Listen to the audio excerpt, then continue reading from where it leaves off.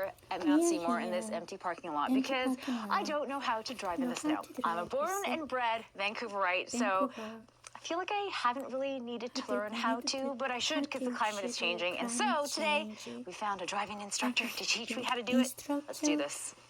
Hey, Patrick, right? Hi, yes. Leanne, nice to meet you. Nice to meet you. Thank you so much for meeting me. I can't wait to do donuts in this lot. Oh, okay, yeah. Okay, shall we hop in the car? Yeah, come on down. Let's do this? Okay. And don't worry, I've got a set of pedals over here in case we get into trouble. Okay, let's hope it doesn't get to that. So how do you set your side view mirrors usually? I kind of try to make sure I see the little bit of the back of my car. Yeah, so that's not a bad way to set up your mirrors. What we typically like to do is push our mirrors out a little bit more. Oh. Lean your head towards the driver's side glass.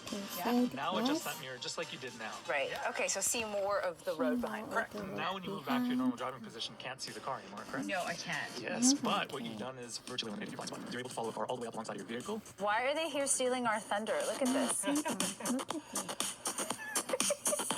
I just go slow. That's typically my tactic. Well, that's not a bad tactic. As you get driving, you're going to find that traction changes quite a bit. Okay. So let's give it a shot and see what kind of traction level we have available. Okay, and you have snow tires on your car, right? I do, yeah. Our vehicles are fully equipped with snow tires. Patrick was a race car driver for a living for a while, so this is going to be very fun. Let's pick up our speed a little bit. Okay, this is scary. We're gonna go a little faster. So let's go around the cone. And I'm even signaling because I gotta be on my best behavior here. And then let's see what happens when we hit the brakes. Nice and hard. Oh, that was scary. All right. I heard that grinding. ABS, anti-lock braking system. Oh, okay. So it helps keep the wheels rolling. So even in snow and ice, when things get a little bit slippery, you can see that the car actually stops pretty quickly. Yeah, this is pretty good. We do have a nice layer of snow that's just falling down right now. So that actually gives quite a bit of grip. You want to give yourself enough distance. So I would say like 8 to 10 seconds worth of distance, just in case you need to stop. I just tried to slide my hand under the wheel to turn, which we are not supposed to do. That's right. It puts your hand in a funny position. And if we were to strike something and the airbag were to deploy, your arm's not in a great position. Another tip that I have for folks is to work with your hands at 9 and 3. So by keeping our hands at 9 and 3, this allows us to do the steering input that we need to. And when we get into doing those little slides, it gives us control over the vehicle. When you bring your hands back forward, you know your wheels are straight. I'm sure a lot of people were taught 10 and 2.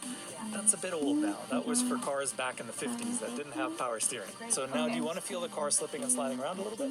I guess so, yeah, because I want to know what to do in that situation. Because I hear a lot of people say you should be pumping your brakes or get off your brakes. The pumping the brakes, ABS does that now for us much more efficiently than we can do. Oh, okay. No need to pump your brakes anymore. No need to pump your brakes. You heard it here. I always say look to where you want the car to go. Even when the car is not going there, even when the car steps out and you feel a little bit of a slide, look and steer where you want the car to go. That's going to be the best thing that you can do to help keep you safe in the event of a skid. Okay, and so how far out should I be looking then? Ideally, as far down the road as you can. Part of it is to get the information sooner, but the other part is actually gives you a wider field of view. A big common tip is that people look at obstacles they want to avoid, but you focus on where you want the car to go. Okay? And then once we get our hands set 9 and 3, let's go. Oh, so you're feeling some slipping and sliding there?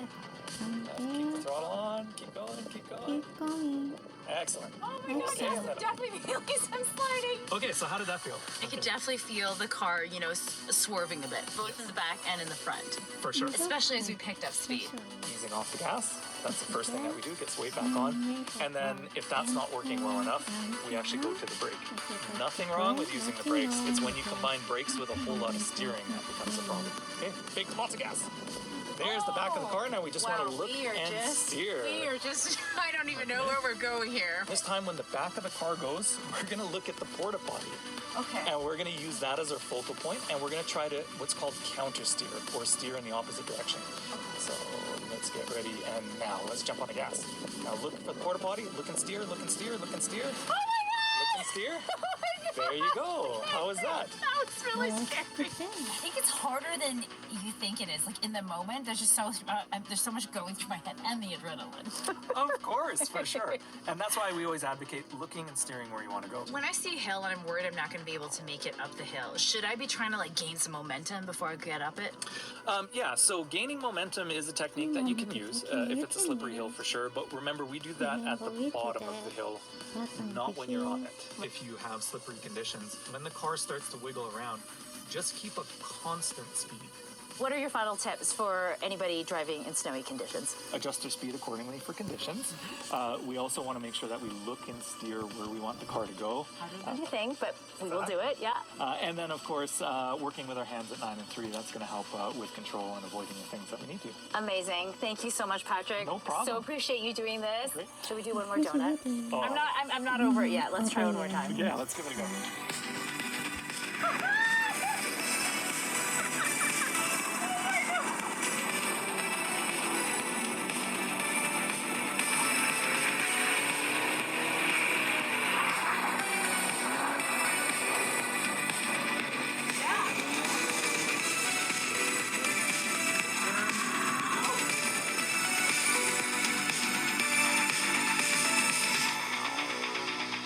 I'm ready for F1. Here we go.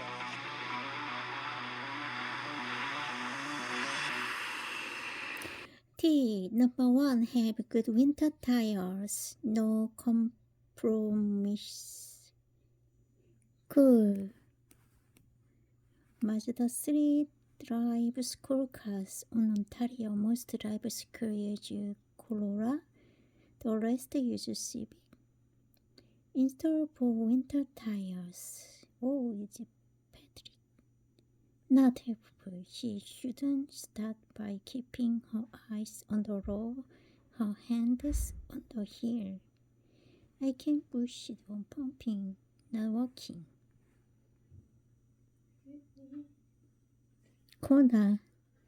All the bells whistle and I still pump when I slide, if not go right. Pumping work. You actually make it worse if you pump a car that has ABS.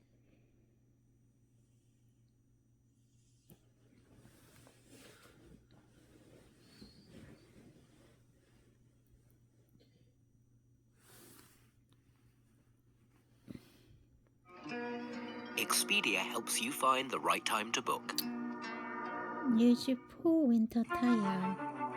Click every 4 weeks.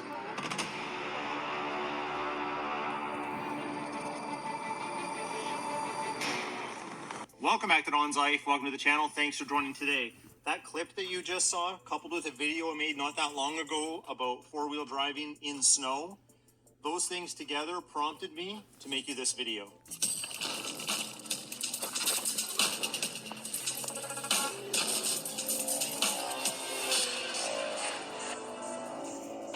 I put out a poll on my YouTube channel asking people specifically if I should make a winter driving tips video, which this video is, or if I should not make the video and go back to shoveling my driveway.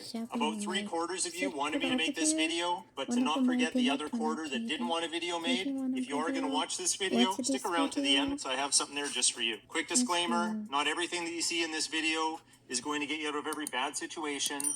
The reality is this comes from my experience, and I've had a number of years on the road, but the fact of the matter is there's lots of you, possibly some that are watching, that have never had any winter driving experience, so this video is intended to help you, help keep you safe and the others on the road. And if you're an expert at all things winter driving, then maybe this video isn't for you because I'm not going to be able to cover everything. It'll probably infuriate you that I'm not covering the 963 or 64 things that we need to talk about for safe winter driving. But I'm going to cover some important ones. So let's go and talk about some winter driving. I'll start by saying don't even drive if you're not prepared and your vehicle isn't prepared for the conditions you're about to venture into. You're just putting yourself, possibly others, at risk. So some of those things would be having the right tires for the conditions that you're on. So I'm in winter, I could have winter rated tires, possibly with studs in them.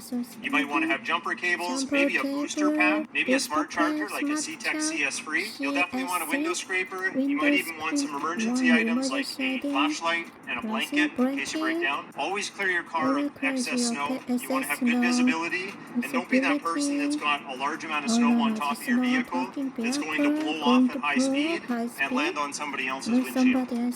Some people get a little anxious or tense when they're winter driving. Before you even leave, look down to the end of your street. Look at the end of your driveway. See what's there. Plan how you're going to exit your driveway.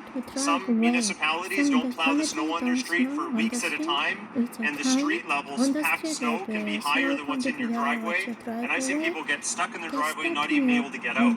So think a little bit ahead, plan your route, look at the ruts in the road. Maybe the ruts are really deep from all the big trucks that have been going through, and you've got a two-wheel drive car. You've got to plan which side of those you want to be on. If you get caught in them, you might actually get stuck.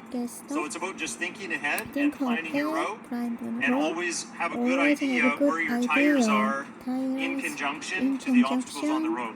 When you go to set off, be smooth with the gas pedal on your accelerator. A lot of people spin their tires excessively, and that actually creates a packed ice layer under your wheels, making it even more slippery than when you started. There's a time and a place where you want that speed and that wheel rotation, but usually starting off isn't that time. Once you're up to speed, and it's okay if you go a little bit under the speed limit, maybe more depending on driving conditions, but try to avoid quick accelerations or abrupt turns, because that can make your vehicle lose control.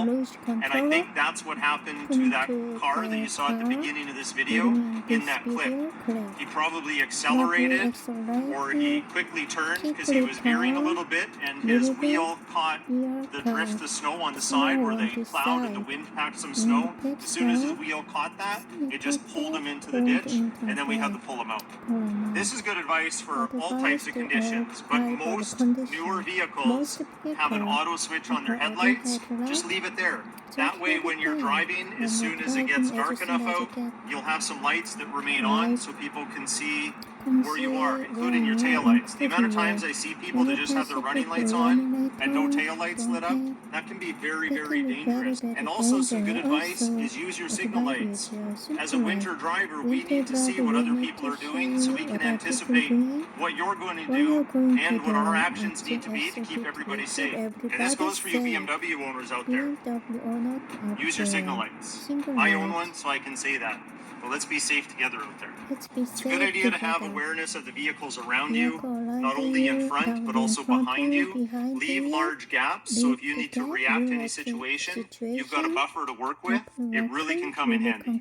It takes longer to stop in winter conditions, so slow down early, and that'll give you more time to react should you need to in an emergency situation.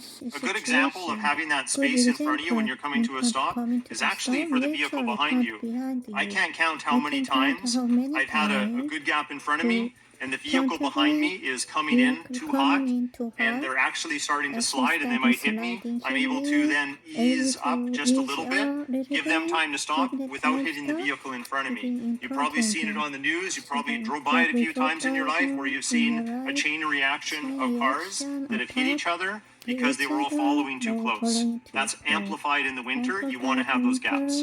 I can't stress enough, please be aware of the vehicles around you.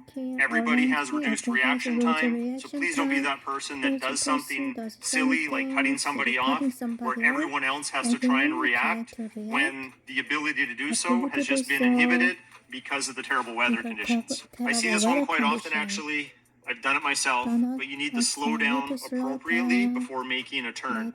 I see people that might want to turn off onto a side street, and they're used to just going a certain speed and making the turn. Normally that'd be okay, but when you have snow and ice conditions, you actually have to come sometimes almost to a complete stop, make the turn, and then accelerate out of the turn. If you don't, your forward momentum is just going to carry you forward. You might actually get a little bit of your angle, but you could slide into a vehicle that's also waiting at that turn. You might hit the curb, you could hit a sign.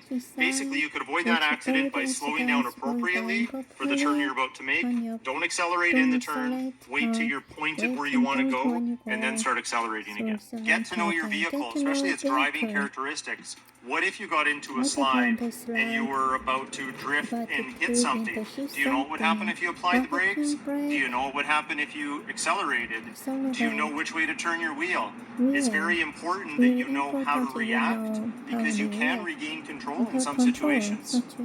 Go find an empty parking lot and practice some maneuvers. Practice turning into your skid. Practice lightly accelerating as you turn into that skid. You may be surprised how quickly your vehicle can regain control as opposed to just using that momentum in your skid and slamming on the brakes. You probably end up rotating more. Do not use your cruise control. Even if it's raining, not just snow and ice conditions, what happens is your vehicle is designed with your cruise control on to maintain a fixed rate of speed. The moment it senses a drop in speed from hitting a slippery patch or hydroplaning, it's going to want to account for that. It's going to accelerate, spinning your wheels faster, and that could result in losing control of the vehicle. So do not turn your cruise control on in slippery conditions. Earlier I talked about awareness, so also be aware of what the road looks like in front of you. If you're coming to an intersection and you see that everyone's been traveling in the same spot, that might actually be the more slippery area to be. If I come up a little bit to the side and come to a stop here, I actually have more traction than if I was to stay in those same tracks. So even when I'm accelerating, I'm not spinning because I'm driving on the area that hasn't been packed down by everybody else. Also learn from others' mistakes. If you see somebody stuck in the ditch or maybe stuck in a snow pile, ask yourself how that might have happened. It might give you some insight into what you can do, or more importantly, what not to do to avoid getting in the same situation. I think that covers a number of tips. Hopefully it's of use to somebody out there. If you know that it could be of use to somebody out there, feel free to share that video. But I don't claim to know everything about winter driving, but I do know that defensive driving is taken to a whole nother level when you're driving in these type of conditions. So if you like this video, hit that like button. Please consider subscribing.